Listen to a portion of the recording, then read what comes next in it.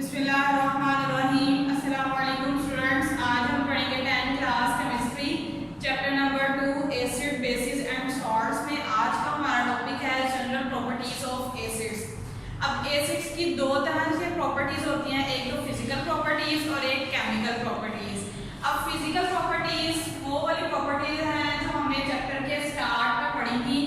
Chapter का जब हमने स्टार्ट किया था हमने एसिड और बेस में डिफरेंस किया था। तो अब एसिड की जो प्रॉपर्टीज थी वो हमने चैप्टर के स्टार्ट में ही मुझे टेबल बनाया हुआ है उसमें हमने पढ़ी थी। अब आज हम करेंगे केमिकल प्रॉपर्टीज। अब केमिकल प्रॉपर्टीज में कुछ उसके सब टॉपिक्स आ जाते हैं जिनमें सबसे पहले आए थे reaction with metal. Acid metal के साथ कोई भी धातु है उसके साथ किस तरह से रिएक्शन करते हैं उसको हम देखेंगे कि कोई भी आप एसिड ले लें, हम एसिड यूज करेंगे। अब जैसे कि हमें पता है कि मिनरल एसिड जैविक हयान ने 3 एसिड दरियाफ्त किए थे। मिनरल एसिड का उनको नाम दिया जाता है। इन तीनों एसिड को हम कलेक्टिवली मिनरल एसिड भी बोलते हैं। उनमें कौन सा था? Hydrochloric acid, sulphuric acid and nitric acid. Hydrochloric acid का फॉर्मूला HCl, सल्फ्यूरिक एसिड का H2SO4 और नाइट्रिक एसिड का HNO3। अब जब भी एसिड रिएक्ट करेंगे मेटल के साथ तो क्या प्रोड्यूस होता है? एक तो सॉल्ट प्रोड्यूस होते हैं और साथ में हाइड्रोजन गैस प्रोड्यूस होती है। अब जो एसिड है वो मेटल के साथ दो तरह के रिएक्शन करते हैं। एक तो धमाका फेज रिएक्शन होते हैं, मतलब एक्सक्लूसिवली रिएक्शन होते हैं, और दूसरे जो होते हैं वो मॉडरेटली रिएक्शन करते हैं, मतलब नॉर्मल हालत में रिएक्शन करते हैं।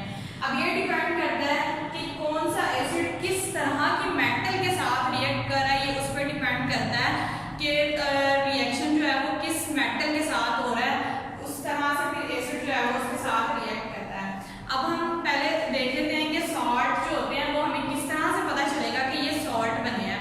अब सॉल्ट की पहचान है उसके लास्ट पे Cl क्लोराइड होगा, SO4 सल्फेट होगा और NO3 नाइट्रेट होगा लास्ट पे। शुरू में कोई ना कोई मेटल होगी और लास्ट में हमारे पास क्लोराइड, सल्फेट एंड नाइट्रेट। जब भी कोई कंपाउंड बनेगा जिसके लास्ट पे क्लोराइड, सल्फेट एंड नाइट्रेट आएगा और शुरू में इसके कोई ना कोई मेटल अटैच होगी तो वो होते हैं सॉल्ट। ये सॉल्ट की एक पहचान है। अब क्लोराइड वाला सॉल्ट किस तरह से बनते हैं? जब भी हम किसी भी मेटल का HCl हाइड्रोक्लोरिक एसिड के साथ में रिएक्ट करवाएंगे तो क्लोराइड वाले सॉल्ट बनेंगे, और जब भी किसी मेटल का हम सल्फ्यूरिक एसिड के साथ में रिएक्ट करवाएंगे तो सल्फेट वाले सॉल्ट बनेंगे, और जब किसी मेटल का नाइट्रिक एसिड के साथ रिएक्ट करवाएंगे तो नाइट्रेट वाले सॉल्ट बनेंगे, और साथ में क्या प्रोड्यूस होगी? हाइड्रोजन गैस प्रोड्यूस होगी। ये हमने सिंपली बात की है सॉल्ट की पहचान की, क्योंकि जब भी एसिड मेटल के साथ में रिएक्ट करेंगे, मेटल लेंगे हम और एसिड लेंगे, हम इन्हीं एसिड्स में से यूज करेंगे। एसिड को यहाँ हम HCl यूज करेंगे, यहाँ सल्फ्यूरिक एसिड यूज करेंगे, नाइट्रिक एसिड यूज करेंगे। अब जब हम इन एसिड को यूज करेंगे मेटल के साथ में रिएक्ट करवाएंगे तो हमारे पास सॉल्ट प्रोड्यूस होगा। सॉल्ट की पहचान बता दिया कि हमें कैसे पता चलेगा कि ये सॉल्ट बना है? क्लोराइड आएगा, सल्फेट आएगा, नाइट्रेट आएगा, उनके लास्ट पे तो हमारे पास सॉल्ट प्रोड्यूस होगा और साथ में हमारे पास हाइड्रोजन गैस प्रोड्यूस होगी। अब हम रिएक्शन करते हैं रिएक्शन विद मेटल। हमने जो मेटल यूज किया है वो है जिंक मेटल। सल्फ्यूरिक एसिड के साथ में इसका रिएक्शन करवाया तो हमारे पास जिंक सल्फेट बना और साथ में हाइड्रोजन गैस। अब देखिए जब हमने सल्फ्यूरिक एसिड के साथ रिएक्ट करवाया तो सॉल्ट कौन सा वाला बनेगा? सल्फेट वाला सॉल्ट बनेगा। अब सल्फेट वाला सॉल्ट बन रहा है और ये देखिए किस तरह से रिएक्शन करते हैं। पहले थोड़ा हम इसके मैकेनिज्म को देख लेते हैं। जिंक की वैलेंसी होती है +2, मतलब ये अपने 2 इलेक्ट्रॉन क्या करता है? लूज कर देता है, 2 इलेक्ट्रॉन निकाल देता है अपने वैलेंस शेल से। इसके वैलेंसी आ जाती है +2। अब ये जब रिएक्ट करता है सल्फ्यूरिक एसिड का साथ, सल्फ्यूरिक एसिड का देखते हैं सल्फर। सल्फर की वैलेंसी होती है 6। अब देखिए जरा इसके 6 बॉन्ड बनाए हुए हैं। किस तरह से? 2 ऑक्सीजन के साथ 1 2 इस ऑक्सीजन के साथ 3 4, एक इसके साथ 5 और एक इसके साथ 6। इसके 6 इसने अपनी वैलेंसी पूरी की हुई है। और अब देखते हैं ऑक्सीजन के वैलेंस शेल में 6 इलेक्ट्रॉन्स होते हैं। 2 इसके पास लोन पेयर होते हैं और 2 इसने पेयर बनाए हैं सल्फर के साथ। अब देखें 1 2 3 4 5 6 सल्फर के 2 और ऑक्सीजन के 2 आपस में इन्होंने शेयरिंग की हुई है। इसी तरह इस ऑक्सीजन के पास भी 2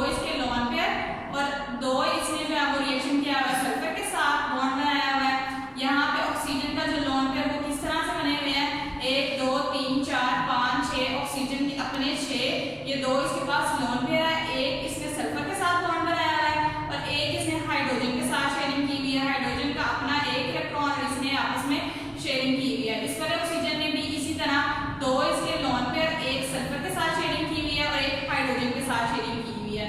इस तरह हाइड्रोजन का डुप्लेट कंप्लीट, ऑक्सीजन का ऑक्टेट कंप्लीट और सल्फर का भी ऑक्टेट कंप्लीट। सल्फर की वैलेंसी होती है 6, इसे 6 बॉन्ड बनाने होते हैं। देखिए 1 2 3 4 5 6। ऑक्सीजन की वैलेंसी होती है 2, इससे 2 बॉन्ड बनाने होते हैं। ऑक्सीजन ने एक इसके साथ और एक इसके साथ 2 बॉन्ड बनाए हुए हैं। ऑक्सीजन ने एक हाइड्रोजन के साथ, एक सल्फर के साथ 2 बॉन्ड बनाए हुए हैं। ऑक्सीजन ने यहाँ पे डबल बॉन्ड बनाया हुआ है सल्फर के साथ, इस ऑक्सीजन ने भी डबल बॉन्ड बनाया हुआ है सल्फर के साथ। हाइड्रोजन ने एक ही बॉन्ड बनाना होता है जो कि इसने ऑक्सीजन के साथ बनाया हुआ है। हाइड्रोजन ने एक ही बॉन्ड जो कि इसने ऑक्सीजन के साथ बनाया हुआ है।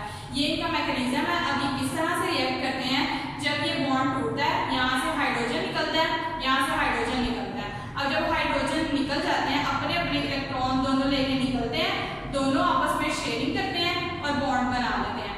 अब जो जिंक है, इसके पास इसकी वैलेंसी होती है +2, एक इलेक्ट्रॉन ये इसको दे देता है, ऑक्सीजन के साथ शेयरिंग हो जाती है। एक इलेक्ट्रॉन इस हाइड्रोजन की जगह आके ऑक्सीजन के साथ शेयरिंग हो जाती है। ये वाला हाइड्रोजन दोनों आपस में मिलकर H2 की फॉर्म में आ जाते हैं।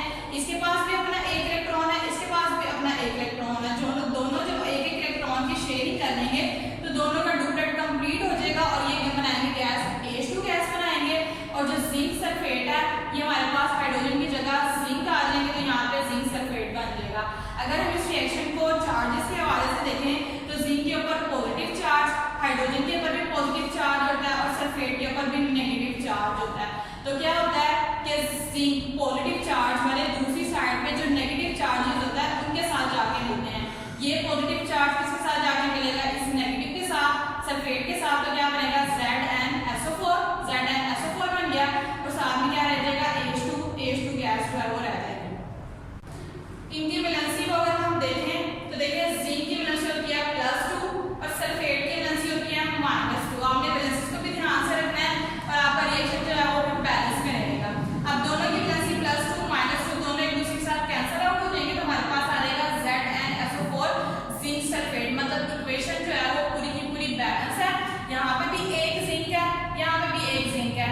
यहाँ पे हाइड्रोजन कितने हैं? 2 हाइड्रोजन है, यहाँ पे भी 2 हाइड्रोजन है, यहाँ पे सल्फेट 1 है और यहाँ पे भी सल्फेट 1 है। तो इक्वेशन बैलेंस भी है और हमारा रिएक्शन भी कंप्लीट हो गया। मैं दोबारा से आपको चार्जेस के हवाले से बता देती हूँ कि जिंक के ऊपर positive charge, sulphuric acid hydrogen के ऊपर पॉजिटिव चार्ज होता है और सल्फेट के ऊपर नेगेटिव चार्ज होता है। जब आयोनाइज होंगे तो हाइड्रोजन अलग हो जाएगा और सल्फेट अलग हो जाएगा। सल्फेट के ऊपर माइनस चार्ज आ जाएगा, हाइड्रोजन के ऊपर पॉजिटिव चार्ज आ जाएगा। अब ये वाला जो पॉजिटिव चार्ज है ये इस नेगेटिव के साथ आके मिल जाएगा तो क्या बनाएगा? ZnSO4 बन गया और साथ में अकेला जो हाइड्रोजन H2 है ये H2 गैस की फॉर्म में हवा में रिलीज हो जाएगा और ये हमारे पास रिएक्शन हो गया।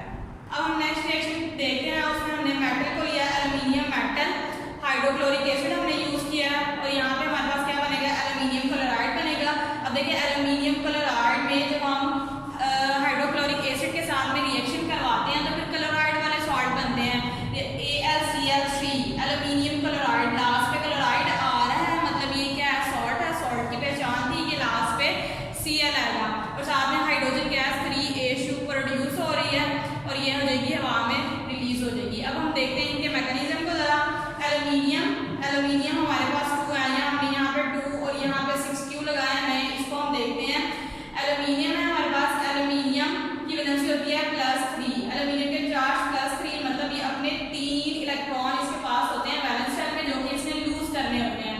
3 इलेक्ट्रॉन ये वाला एल्युमिनियम लूज करेगा और 3 ही इलेक्ट्रॉन ये वाला एल्युमिनियम लूज करेगा।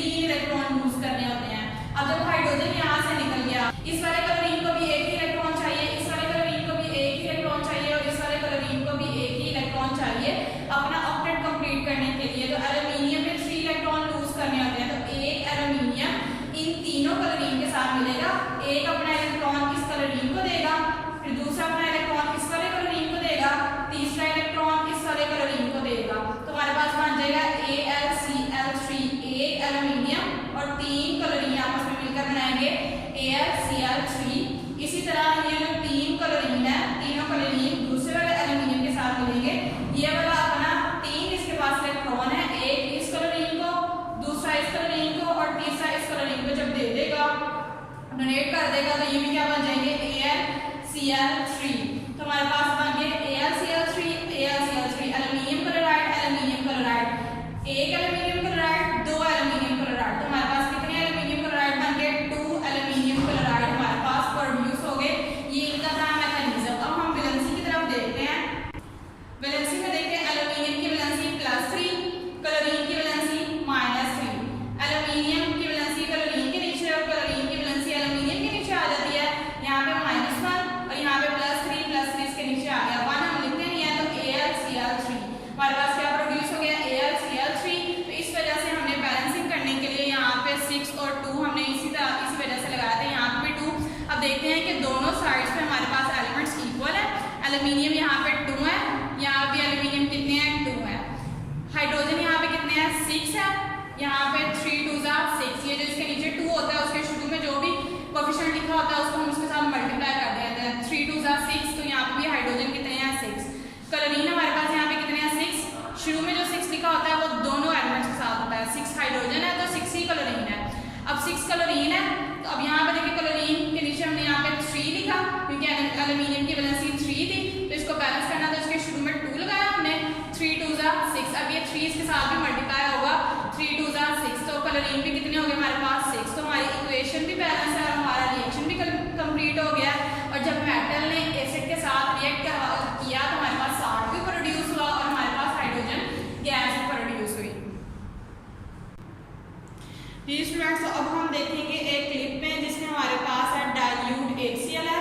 डाइल्यूट HCl मतलब पतला, हमारे पास हमने इसके अंदर वाटर डाला हुआ है और इसके साथ ये रिएक्शन करेगा, मॉडरेटली रिएक्शन करेगा, धमाका केस रिएक्शन नहीं होगा। सबसे पहले हमारे पास जो मेटल है वो मैग्नीशियम है और साथ में हमारे पास हाइड्रोक्लोरिक एसिड है। हम क्या करेंगे, अपना जो मैग्नीशियम है उसको हम डालेंगे हाइड्रोक्लोरिक एसिड में। तो हम देखते हैं कि टेम्परेचर भी इंक्रीज होता जा रहा है और इसके अंदर से बबल्स भी निकल रहे हैं। बबल्स की फॉर्म में ये जो गैस रिलीज हो रही है, ये हाइड्रोजन गैस रिलीज हो रही है। अब देखिए मुसलसल इसके अंदर से जब तक वो रिएक्ट करता जाएगा हाइड्रोजन गैस रिलीज होती जाएगी और हमारा टेम्परेचर भी चेंज होता जाएगा। नेक्स्ट हम लेंगे एल्यूमिनियम मेटल। एल्यूमिनियम को जब हम हाइड्रोक्लोरिक एसिड के अंदर डालेंगे तो अगेन टेम्परेचर इंक्रीज हो रहा है, मतलब ये एक्सोथर्मिक रिएक्शन है, इसके अंदर से हीट भी निकलती है और साथ में देखिए बबल्स बन रहे हैं। तो मतलब ये कौन सी वाली गैस? हाइड्रोजन गैस रिलीज होती जा रही है। इसके अंदर से टेम्परेचर देखिए इंक्रीज होता जा रहा है, मतलब ये बहुत ही ज़्यादा एक्सोथर्मिक रिएक्शन है। नेक्स्ट हम लेंगे जिंक मेटल को।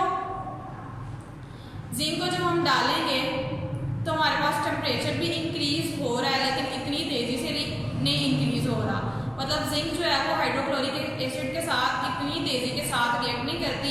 इसका जो रिएक्शन का रेट है वो बहुत स्लो है और बबल्स निकल रहे हैं, मतलब हाइड्रोजन गैस प्रोड्यूस हो रही है। Next last one is copper. Copper को जब हम एसिड के अंदर डालेंगे तो देखिए इसने इतनी तेज़ी के साथ में रिएक्शन नहीं किया। कॉपर जो है वो बहुत स्लोली रिएक्शन करता है एसिड के साथ में। तो यहाँ पे देखिए बिल्कुल थोड़ी सी अमाउंट में गैस रिलीज हो रही है। कॉपर इतनी तेज़ी के साथ या इतना अच्छा रिएक्ट नहीं करता हाइड्रोक्लोरिक एसिड के साथ। तो हमने देखी कुछ मेटल्स जिनके रिएक्शन का रेट जो था वो डिफरेंट था, टेम्परेचर भी डिफरेंट इंक्रीज हो रहा था। कुछ टेम्परेचर तेज़ी से इंक्रीज कर रहे थे, कुछ जो है वो स्लोली इंक्रीज कर रहे थे टेम्परेचर को। तो इस तरह से हमने रिएक्शन करवाया, रिएक्शन विद मेटल एसिड का हमने रिएक्शन करवाया मेटल्स के साथ। नेक्स्ट हमारे पास है reaction with carbonates and bicarbonates. अब पहले हम अपना जो टॉपिक है उसको समझते हैं। कार्बोनेट्स की पहचान क्या है? लास्ट पे उसके होगा CO3, जिसके लास्ट पे CO3 होगा वो कार्बोनेट है। एंड जैसे कि हमारे पास एक कैल्शियम कार्बोनेट CaCO3, देखिए लास्ट पे CO3 आ रहा है, मतलब ये कार्बोनेट्स हैं। मैग्नीशियम कार्बोनेट MgCO3, लास्ट पे CO3 आ रहा है, तो ये क्या है? कार्बोनेट्स हैं। एंड बाइकार्बोनेट्स हैं, लेकिन देखिए बायो वर्ड आ गया तो बाय के लिए हम यूज करते हैं हाइड्रोजन को। तो जब बाइकार्बोनेट्स की पहचान है लास्ट में उसके होता है HCO3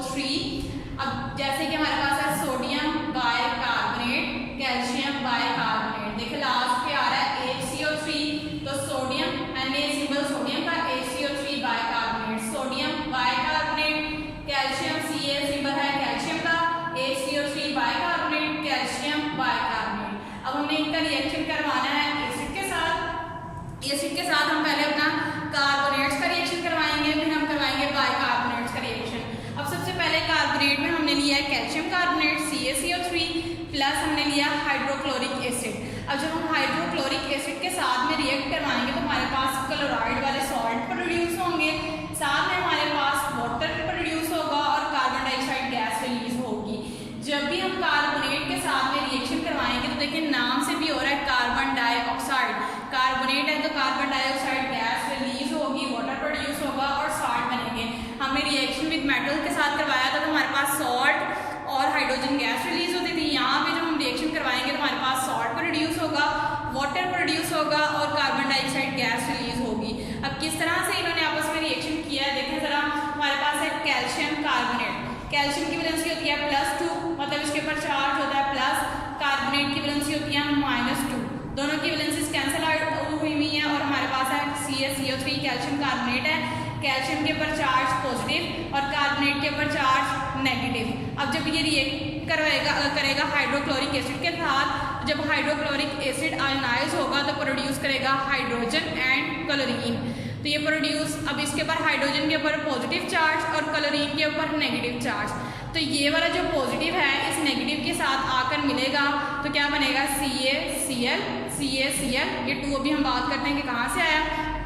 सामने हमारे पास हाइड्रोजन 2 हाइड्रोजन है, H2 की फॉर्म में आ जाएंगे, दोनों आपस में कंबाइन हो जाएंगे, अपना डुप्लेट कंप्लीट कर लेंगे और हमारे पास जो कार्बोनेट है CO3, इसके अंदर से एक ऑक्सीजन निकलेगी और यहाँ पे वाटर के साथ मिलकर क्या बना रहा है H2O और यहाँ पे 2 ऑक्सीजन रह जाएंगे तो हमारे पास बन जाएगी कार्बन डाइऑक्साइड गैस बन जाएगी। अब ये हमारे पास 2 किस तरह से आया है, यहाँ पे कैल्शियम की वैलेंसी होती है +2 और क्लोरीन की वैलेंसी -1, जब दोनों क्रॉस एक्सचेंज करेंगे तो इधर -1 आ जाएगा और इधर आ जाएगा +2, दोनों की क्रॉस एक्सचेंज होगी वैलेंसी। अब 1 हम नहीं लिखते तो CaCl2 हम यहाँ पर लिख देंगे, CaCl2 आ गया, ये CaCl2 कैल्शियम क्लोराइड की फॉर्म में आ गया। अब देखिए जरा यहाँ पे हमारे पास इक्वेशन बैलेंस है कि नहीं है। कैल्शियम हमारे पास यहाँ पे 1 है, यहाँ पे भी हमारे पास 1 है, कार्बोनेट यहाँ पे हमारे पास 1 है, यहाँ पे हमारे पास जो कार्बोनेट था, कार्बन को लेते हैं हम सिर्फ खाली क्योंकि कार्बोनेट वहाँ पे नहीं हुआ, वहाँ पे कार्बन डाइऑक्साइड बन गई है। तब यहाँ पे कार्बन देखते हैं, यहाँ पे 1 है और यहाँ पे हमारे पास ये कार्बन है, ये भी 1 है। ऑक्सीजन हमारे पास यहाँ पे 3 है, इस साइड पे हमारे पास ये 2 ऑक्सीजन और ये 1 ऑक्सीजन, 3 ऑक्सीजन हमारे पास आ गए।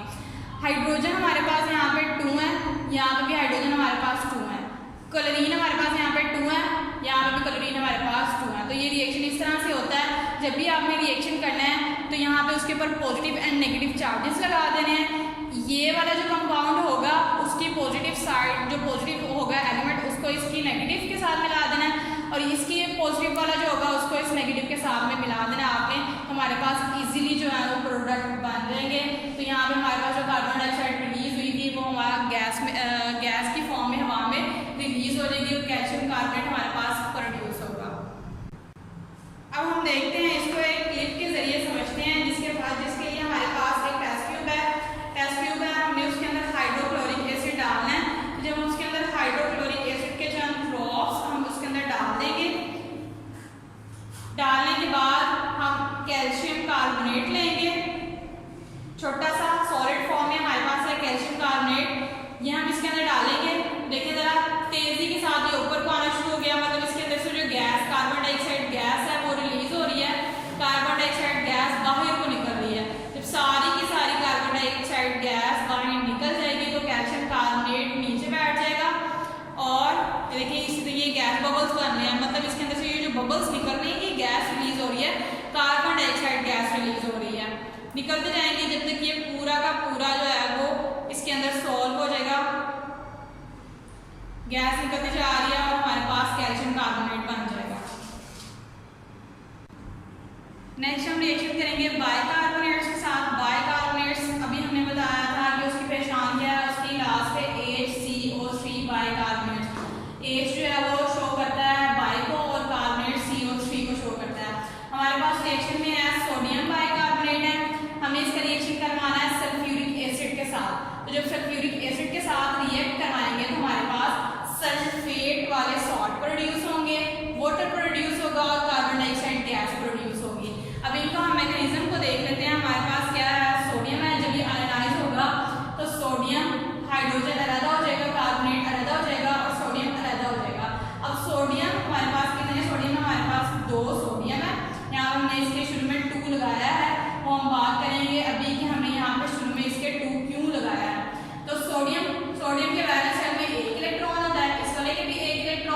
और ये वाला सोडियम, इसके वैलेंस शेल में भी एक ही इलेक्ट्रॉन है। अब जब हमारे पास सोडियम है, सोडियम के ऊपर क्या चार्ज है, पॉजिटिव होता है, हाइड्रोजन के ऊपर भी पॉजिटिव और कार्बोनेट के ऊपर भी नेगेटिव चार्ज होता है। हाइड्रोजन के ऊपर पॉजिटिव चार्ज, सल्फेट के ऊपर नेगेटिव चार्ज। अब ये जब आपस में रिएक्ट करेंगे तो ये वाला जो पॉजिटिव एलिमेंट है ये उस वाले नेगेटिव एलिमेंट के साथ जाकर मिलेगा और क्या बनाएगा हमारे पास सोडियम सल्फेट NaSO4। अब NaSO4 बनेगा तो हमारे पास ये दोनों आपस में मिलेंगे। सोडियम के वैलेंस शेल में एक इलेक्ट्रॉन होता है, इस वाले सोडियम के भी वैलेंस शेल में एक इलेक्ट्रॉन, और सल्फेट के वैलेंस शेल में 2 इलेक्ट्रॉन की कमी होती है।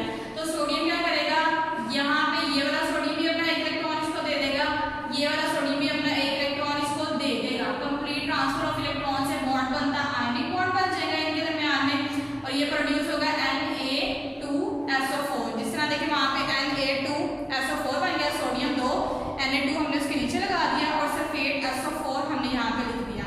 अब ये जो हाइड्रोजन है हमारे पास कितने हाइड्रोजन है, 2 हाइड्रोजन है। हाइड्रोजन ये 1 हाइड्रोजन और ये वाला 1 हाइड्रोजन, ये दोनों क्या करेंगे, अपना अपना एक इलेक्ट्रॉन जो है वो डुप्लेट अपना कंप्लीट करेंगे शेयर करके। यहाँ से ये वाला जो हाइड्रोजन है H2, ये भी क्या करेगा, H2 की फॉर्म में है, अपना अपना एक इलेक्ट्रॉन शेयर करके तो अपना डुप्लेट कंप्लीट कर लेगा। अब ये क्या करेगा, H2 यहाँ पे आ गया, H2 ये भी बनेगा H2, तो H2 की फॉर्म में आ जाएगा। अब ये जो कार्बोनेट है CO3, अब कार्बोनेट किस तरह से प्रोड्यूस होगा, कार्बोनेट CO3 है, इसके अंदर से एक ऑक्सीजन निकलेगी और ये हाइड्रोजन के साथ में रिएक्ट करके क्या प्रोड्यूस करेगी, वाटर। इस वाले कार्बोनेट से भी एक ऑक्सीजन निकलेगी और इसके साथ मिलकर बनाएगी वाटर H2O। कितने मॉलिक्यूल बन गए वाटर के, 1 and 2, 2 मोल ऑफ वाटर बन गए हमारे पास, 2 H2O बन गए। अब यहाँ से एक ऑक्सीजन निकली थी तो हमारे पास बाकी क्या बचा, CO2। यहाँ से भी एक ऑक्सीजन निकली तो हमारे पास बाकी बचा CO2। कार्बन डाइऑक्साइड कितने मोल हो गए, 2 मोल हमारे पास कार्बन डाइऑक्साइड के प्रोड्यूस हो गए। अब हमने बात की थी स्टार्ट में कि यहाँ पे हमने शुरू में इसके 2 क्यों लगाया हुआ है, हमने सिंपली इसको रिएक्ट क्यों नहीं करवाया, क्योंकि यहाँ पे जब हम यहाँ पे सोडियम Na2SO4 किस तरह से बनेगा, सोडियम की वैलेंसी होती है +1 और सल्फेट की वैलेंसी होती है -2। क्रॉस एक्सचेंज होगी, ये इसकी वैलेंसी सोडियम के नीचे आ जाएगी, इसकी वैलेंसी जो है वो सल्फेट के नीचे आ जाएगी। यहाँ पे हमने ब्रैकेट लगाई है क्योंकि हमने यहाँ पे -1 लगाना था। अब 1 हम लिखते ही नहीं है तो क्या बनेगा हमारे पास Na2SO4। इस वजह से इसको हमने, इसकी वैलेंसी को हमने इसके नीचे लिखना था, तो इसको बैलेंस करने के लिए यहाँ पे शुरू में हमने 2 लगाया, तो ये हमारा रिएक्शन जो है वो बैलेंस भी है। अब हम देख लेते हैं हमारे पास जो जो एलिमेंट थे वो दोनों साइड्स पे इक्वल हैं या फिर नहीं है। अब सोडियम हमारे पास यहाँ पे कितने हैं, 2 है, यहाँ पे भी हमारे पास सोडियम 2 है। हाइड्रोजन हमारे पास यहाँ पे 2 ये और 2 ये 4 हो गए, यहाँ पे हाइड्रोजन 2 2 जा 4। कार्बोनेट हमारे पास 2 थे, कार्बन हमारे पास 2 है, 2 कार्बन, यहाँ पे हमारे पास 2 कार्बन। ऑक्सीजन है हमारे पास 3 2 जा 6, 6 + 4 10 ऑक्सीजन। यहाँ पे देखिए 4 और 2, 6 और 2, 2 2 जा 4, 6 और 4, ये 4 हाइड्रोजन इसके, 2 हाइड्रोजन इसके, 4 और 2 6 हो गए हमारे पास, 2 2 जा 4, 6 और 4 हमारे पास 10 ऑक्सीजन कंप्लीट हो गए। हाइड्रोजन हमने देख लिए थे, सल्फर हमारे पास यहाँ पे 1 है, यहाँ पे भी हमारे पास सल्फर 1 है। ऑक्सीजन हमने अभी बैलेंस कर लिया, तो हमारी ये इक्वेशन बैलेंस भी है। और हमने बात की थी कि जब भी एसिड कार्बोनेट या फिर बाइकार्बोनेट के साथ में रिएक्शन करते हैं तो क्या प्रोड्यूस होता है, एक तो साल्ट। अब यहाँ पे हमने सल्फ्यूरिक एसिड के साथ में रिएक्ट करवाया था तो हमारे पास सल्फेट वाले साल्ट प्रोड्यूस हुए। शुरू में मेटल है, सोडियम मेटल है, और लास्ट में सल्फेट है, मतलब ये सॉल्ट है हमारे पास। साथ में हमारे पास वाटर प्रोड्यूस होता है और कार्बन डाइऑक्साइड जो है वो रिलीज होती है। नेक्स्ट हमारा रिएक्शन विद बेस। जब भी एसिड बेस के साथ में रिएक्शन करते हैं, सॉल्ट प्रोड्यूस करते हैं और वाटर प्रोड्यूस करते हैं।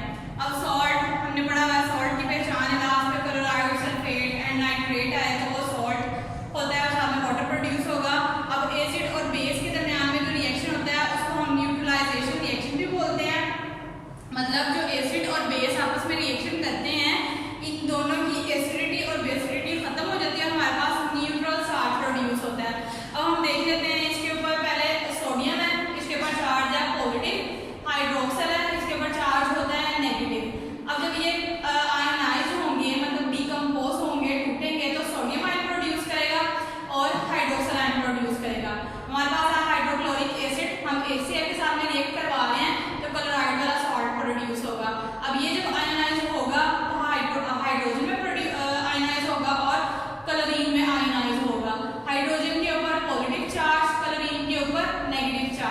ये वाला सोडियम इस क्लोरीन के साथ जाके मिल जाएगा, सोडियम क्लोरीन के साथ। सोडियम की वैलेंसी +1 होती है, क्लोरीन की वैलेंसी भी -1 होती है, तो दोनों के ऊपर कोई भी नीचे वैलेंसी शो नहीं होगी, सिंपली रिएक्शन हो जाएगा, हमारे पास बनेगा NaCl। अब ये जो हमारे पास हाइड्रोक्सिल आयन है और हाइड्रोजन है, ये दोनों आपस में रिएक्शन करके तो क्या प्रोड्यूस करेंगे, वाटर प्रोड्यूस करेंगे, H2O, देखिए H और H ये मिलेगी और ऑक्सीजन H2O प्रोड्यूस करेंगे, तो ये हमारे पास सिंपली रिएक्शन हो गया। यहाँ पे देखिए हमारे पास क्लोराइड बना है, क्लोराइड वाला सॉल्ट मतलब सोडियम क्लोराइड, और साथ में वाटर प्रोड्यूस हुआ है। सेकेंड जो हमारे पास रिएक्शन है वो हमारे पास है कॉपर ऑक्साइड। कॉपर इसकी वैलेंसी होती है +2, इसके ऊपर चार्ज आ गया प्लस, ऑक्सीजन की वैलेंसी होती है -2 और दोनों आपस में कैंसिल आउट हुए हैं और हमारे पास ये बना हुआ है CuO, इसके ऊपर चार्ज पॉजिटिव, इसके ऊपर चार्ज नेगेटिव। सल्फ्यूरिक एसिड जब आयोनाइज होगा तो हाइड्रोजन आयन प्रोड्यूस करेगा और सल्फेट आयन प्रोड्यूस करेगा। हाइड्रोजन की वैलेंसी, हाइड्रोजन के ऊपर चार्ज प्लस और सल्फेट के ऊपर चार्ज माइनस। अब ये जो कॉपर है ये जाकर मिलेगा सल्फेट के साथ, देखिए कॉपर की वैलेंसी +2, सल्फेट की -2, दोनों आपस में कैंसिल आउट हो जाएंगे, तो हमारे पास न्यूट्रल प्रोडक्ट कॉपर सल्फेट बन जाएगा, कॉपर सल्फेट बन गया हमारे पास। अब ये H2 और ये O मिलके हमारे पास क्या प्रोड्यूस करेंगे, वाटर प्रोड्यूस करेंगे। ये हमारे पास बेस थी, ये एसिड था, इन दोनों ने आपस में रिएक्शन करके सल्फेट वाला सॉल्ट प्रोड्यूस किया, क्योंकि हमने सल्फ्यूरिक एसिड के साथ में रिएक्शन करवाया था और हमने पढ़ा था कि जब हम सल्फ्यूरिक एसिड के साथ में रिएक्शन करवाएंगे तो सल्फेट वाला सॉल्ट प्रोड्यूस होगा। ये सॉल्ट प्रोड्यूस हो गया, साथ में हमारे पास बन गया वाटर। तो इस तरह की रिएक्शन को हम न्यूट्रलाइजेशन रिएक्शन भी बोलते हैं। यहाँ भी हमने एक रिएक्शन किया जिसमें हमारे पास सोडियम हाइड्रोक्साइड बेस थी, हाइड्रोक्लोरिक एसिड हमारे पास एसिड था, इन दोनों ने भी आपस में रिएक्शन करके सॉल्ट और वाटर को प्रोड्यूस किया। ये स्टूडेंट्स हमारे पास है सोडियम हाइड्रोक्साइड और हमारे पास है HCl। दोनों को जब हम आपस में मिक्सअप करेंगे, दोनों को जब हम मिला देंगे आपस में, हमने दोनों को मिलाया और हमने क्या किया, एक ड्रॉपर के जरिए पेट्री डिश में हम अलग से दोनों का सोल्यूशन रखते हैं और इसको हम क्या करते हैं, इसको हम हीट अप करते हैं बर्नर के जरिए।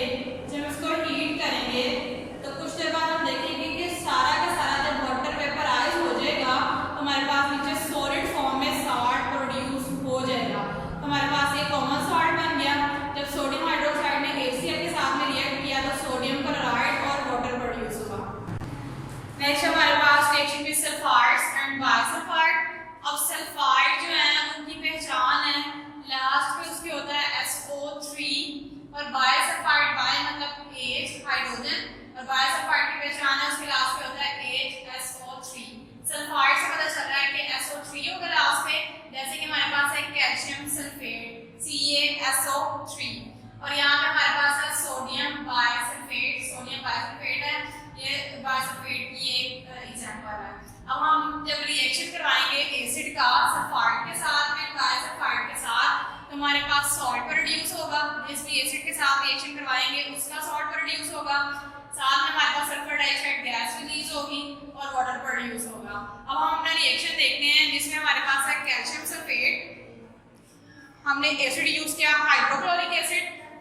इसने जब रिएक्शन करना है तो हम इसके पहले चार्जेस देख लेते हैं। कैल्शियम के ऊपर चार्ज होता है पॉजिटिव, सल्फेट के ऊपर चार्ज होता है नेगेटिव, हाइड्रोजन जब आयनाइज होगा तो इसके ऊपर चार्ज पॉजिटिव, क्लोरीन के ऊपर नेगेटिव। ये कैल्शियम मिलेगा इसके साथ क्लोरीन के साथ, क्या बनाएगा CaCl2 और ये हाइड्रोजन मिलेगा इसके साथ तो हमारे पास वाटर प्रोड्यूस करेगा और सल्फर डाइऑक्साइड गैस प्रोड्यूस करेगा। किस तरह से देखें जरा, हमारे पास है कैल्शियम है, इसकी वैलेंसी होती है +2, क्लोरीन की वैलेंसी होती है -1, मतलब क्लोरीन को अपना ऑर्बिट कंप्लीट करने के लिए एक इलेक्ट्रॉन चाहिए होता है और कैल्शियम में हमें 2 इलेक्ट्रॉन लूज करने होते हैं, तो कैल्शियम अपना एक इलेक्ट्रॉन इस वाले क्लोरीन को लूज कर दे देगा और एक जो इलेक्ट्रॉन है वो इस वाले क्लोरीन को दे देगा, तो हमारे पास किस फॉर्म में आ जाएगा, CaCl2 की फॉर्म में आ जाएगा, CaCl2 की फॉर्म में आ जाएगा। अब क्लोरीन यहाँ पे 2 हो गए थे तो हम यहाँ पे 2 लगाना पड़ा, तो हमारे पास हाइड्रोजन कितने हो गए, 2 हो गए हाइड्रोजन। अब यहाँ पे हाइड्रोजन 2 दोनों कंबाइन हो जाएंगे, किस फॉर्म में आ जाएंगे, H2 की फॉर्म में आ जाएंगे। अब यहाँ पे जो सल्फेट है SO3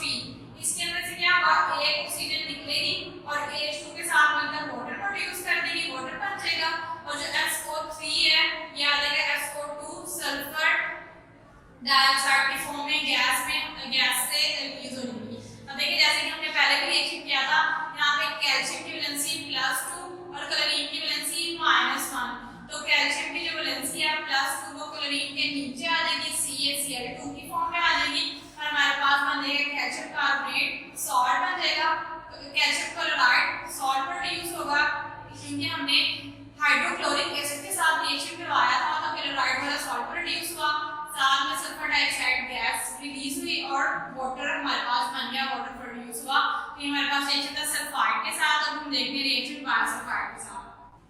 अब हमने रिएक्शन करवाना है बायसल्फाइड के साथ, जिसमें हमने लिए एग्जांपल सोडियम बायसल्फेट, सोडियम एंड ये सोडियम का सिंबल बायसल्फेट HSO3। हमने रिएक्शन करवाया है इसका HCl के साथ, हाइड्रोक्लोरिक एसिड के साथ। जब हमने इसका रिएक्शन करवाया तो इनकी आयनाइजेशन देखें, सोडियम के ऊपर पॉजिटिव चार्ज, हाइड्रोजन के ऊपर पॉजिटिव चार्ज, सल्फेट के ऊपर नेगेटिव चार्ज, हाइड्रोजन के ऊपर पॉजिटिव चार्ज, क्लोरीन के ऊपर नेगेटिव चार्ज। ये सोडियम जाके मिलेगा क्लोरीन के साथ तो क्या बना लेगा NaCl। ये और ये H दोनों कंबाइन होकर H2 की फॉर्म में आएंगे। यहाँ से एक ऑक्सीजन SO3 से निकलेगा तो यहाँ पे वाटर बना देगा और यहाँ पे बाकी बचेगा SO2। अब हम देख रहे हैं यहाँ पे देखिए सोडियम है, इसकी वैलेंसी होती है +1 और क्लोरीन की वैलेंसी होती है -1। अब सोडियम और क्लोरीन आपस में मिल जाएंगे, इनकी वैलेंसी बन गई, इनकी वैलेंसी बैलेंस हो गई तो हमारे पास NaCl बन गया। अब ये वाला हाइड्रोजन और ये वाला हाइड्रोजन दोनों आएंगे, अपना अपना एक इलेक्ट्रॉन शेयर करेंगे और किस फॉर्म में आ जाएंगे, H2 की फॉर्म में आ जाएंगे। अब ये जो सल्फेट है SO3, इसके अंदर से एक ऑक्सीजन निकलेगी और यहाँ पे हाइड्रोजन के साथ मिलकर H2O वाटर प्रोड्यूस कर देंगे और बाकी जब एक ऑक्सीजन निकल जाएगी तो हमारे पास दो ऑक्सीजन रह जाएंगे, SO2 sulphur dioxide gas release हो जाएगी। अब यहाँ पे देखिए इस रिएक्शन में भी हमारे पास जब हमने HCl के साथ में रिएक्शन करवाया तो हमारे पास क्लोराइड वाला सॉल्ट प्रोड्यूस हुआ, साथ में वाटर प्रोड्यूस हुआ, सल्फर डाइऑक्साइड गैस जो है वो हवा में रिलीज होगी। हमारा रिएक्शन था सल्फाइड और बायसल्फाइड के साथ। नेक्स्ट लास्ट है एसिड का रिएक्शन विद सल्फाइड्स। अब यहाँ पे देखिए सल्फाइड्स है, सल्फाइड T आता था वहाँ पे, यहाँ पे D आ रहा है सल्फाइड्स, और सल्फाइड्स की पहचान है उसके लास्ट पे होता है S। जैसे कि हमारे पास है यहाँ पे फेरस सल्फाइड, Fe सिंबल होता है आयरन का, हम इसको आयरन सल्फाइड भी कह सकते हैं और फेरस सल्फाइड भी कह सकते हैं। फेरस क्यों कहेंगे, क्योंकि हमने पढ़ा हुआ है कि आयरन जो है वो 2 वैलेंसी शो करता है, एक तो +2 वैलेंसी को शो करता है और +3 वैलेंसी भी शो करता है। तो जब वैलेंसी को +2 शो करेगा तो हम इसको फेरस का नाम देते हैं। सल्फर की वैलेंसी भी +2 होती है तो -2 होती है, तो दोनों आपस में कैंसिल आउट हो गए तो FeS प्रोड्यूस हुआ है। रिएक्शन करवाएंगे हम अपना सल्फ्यूरिक एसिड के साथ, जब इन दोनों का हम रिएक्शन करवाएंगे हमारे पास साल्ट प्रोड्यूस होगा और हाइड्रोजन सल्फाइड गैस प्रोड्यूस होगी।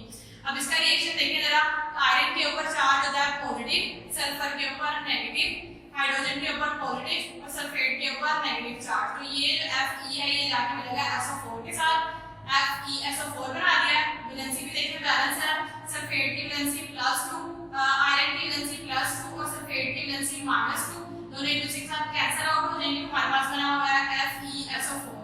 बाकी ये जो H2 और S है, H2S दोनों कंबाइन होकर H2S hydrogen sulphide gas produce कर देंगे जो कि हवा में रिलीज हो जाएगी। अब देखिए यहाँ पे जब हमने इसको सल्फ्यूरिक एसिड के साथ में रिएक्ट करवाया तो हमारे पास सल्फेट वाला सॉल्ट प्रोड्यूस हुआ और साथ में गैस प्रोड्यूस होगी। ये हमारा रिएक्शन था सल्फाइड्स के साथ।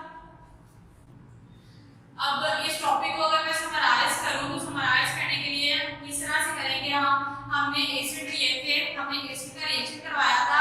सबसे पहले हमने मेटल के साथ रिएक्शन करवाया, फिर कार्बोनेट के साथ, बाइकार्बोनेट के साथ, फिर बेस के साथ हमने रिएक्शन करवाया, फिर हमने इसका रिएक्शन करवाया सल्फाइड के साथ, बायसल्फाइड के साथ और फिर हमने सल्फाइड्स के साथ इसका रिएक्शन करवाया।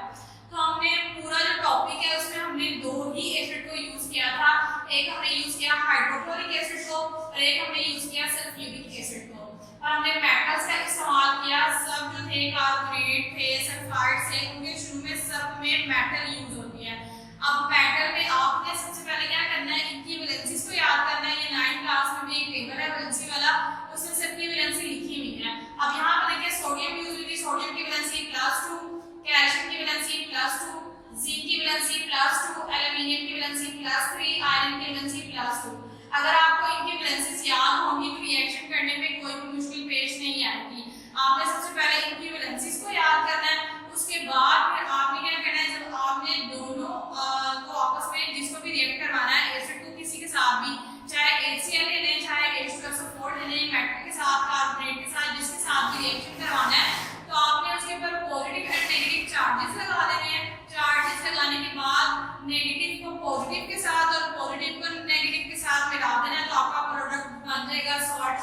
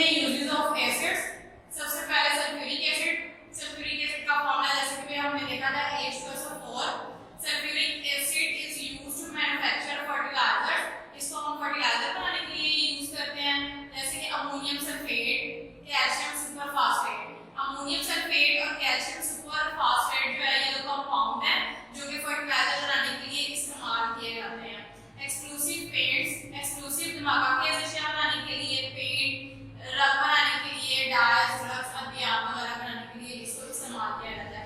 It is also used as an electrolyte in lead storage batteries. इसको जो लेड स्टोरेज बैटरीज होती हैं उसमें एक मजदूर इलेक्ट्रोलाइट के तौर पर भी इस्तेमाल किया जाता है। इलेक्ट्रोलाइट हमने 9th क्लास में चैप्टर नंबर 7 में पढ़ा था। इलेक्ट्रोलाइट जिसके अंदर से बिजली गुजर सकती है वो वाला सॉल्यूशन जो होता है वो इलेक्ट्रोलाइट कहलाता है। नेक्स्ट हमारे पास नाइट्रिक एसिड। नाइट्रिक एसिड का फार्मूला HNO3 और इसको कहां पे इस्तेमाल किया जाता है? Is used in manufacturing of fertiliser. इसको भी फर्टिलाइजर बनाने के लिए इस्तेमाल किया जाता है। फर्टिलाइजर का कौन सा कंपाउंड है? Ammonium nitrate. अमोनियम नाइट्रेट जैसे कि नाम से हो रहा था नाइट्रिक एसिड है, नाइट्रेट्स में पाया जाता है, तो अमोनियम नाइट्रेट बनाने के लिए इसको इस्तेमाल किया जाता है। एक्सप्लोसिव्स धमाका के नशे बनाने के लिए, पेंट्स रंग बनाने के लिए, ड्रग्स अद्वियात वगैरह बनाने के लिए, and teaching designs on copper plates. और कॉपर की प्लेट्स पर नक्शो निगार करने के लिए नाइट्रिक एसिड का इस्तेमाल किया जाता है। नेक्स्ट है हाइड्रोक्लोरिक एसिड। हाइड्रोक्लोरिक एसिड का formula HCl। Hydrochloric acid is used for cleaning metals. इसको धात को साफ करने के लिए, टेनिंग खालों को रगड़ने के लिए। जैसे कि हमने देखा होगा लेदर के बैग्स होते हैं, शूज होते हैं और शॉल्स वगैरह होती हैं, तो उनको क्या किया जाता है? खालों को रंग किया जाता है। मुख्तलिफ कलर्स होते हैं उनको रंगने के लिए इस्तेमाल किया जाता है हाइड्रोक्लोरिक एसिड को। एंड इन प्रिंटिंग इंडस्ट्रीज और प्रिंटिंग इंडस्ट्री में भी इसका इस्तेमाल किया जाता है। 4 हमारे पास बेंजोइक एसिड। बेंजोइक एसिड का फार्मूला C7H6O2। फार्मूला इसका और इसको हम यूज कहां पे करते हैं? फॉर फूड प्रिजर्वेशन, मतलब खुराक को महफूज करने के लिए। आपने देखा होगा जो बेकरी में चीजें पड़ी होती हैं वो काफी देर तक महफूज रहती हैं, तो इसमें हम बेंजोइक एसिड का यूज करते हैं उनको खुराक को महफूज करने के लिए। Last one is acetic acid. Acetic acid का फार्मूला CH3COOH, जिसको हम सिरका भी बोलते हैं, घरों में हम यूज करते हैं सिरके को। Is used for flavouring food, खुराक को खुश जायका बनाने के लिए। जैसे कि हमने देखा होगा चिकन वगैरह बनाने के लिए हम इसका यूज करते हैं, सिरके का यूज करते हैं। एंड फूड प्रिजर्वेशन और खुराक को महफूज करने के लिए भी इसका इस्तेमाल किया जाता है। It is also used to cure the sting of wasp, और इसको कीट के डंक के इलाज में भी इस्तेमाल किया जाता है।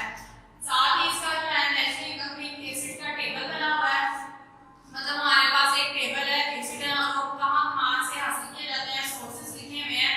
पहला हमारे पास है सिट्रिक एसिड। कहां से हमें सिट्रिक फलों से, नींबू से, माटे से हासिल किया जाता है, मतलब तुर्श जो फल है उससे हमें ये एसिड हासिल होता है। नेक्स्ट हमारे पास है लैक्टिक एसिड। सॉल्ट मिल्क मतलब खट्टे हुए दूध में लैक्टिक एसिड पाया जाता है।